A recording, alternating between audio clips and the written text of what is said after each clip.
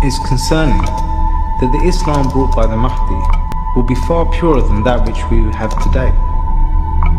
How are we to guarantee that we will recognize it? We must educate ourselves, study the Quran in such a way that we are fully aware of the great religion brought by the Prophet, peace be upon him. If it does differ from various cultural traditions we have picked up and interspersed within Islam, would we deny our own Imam? We have to ask ourselves, do we hold steadfast to tradition or pure Islam?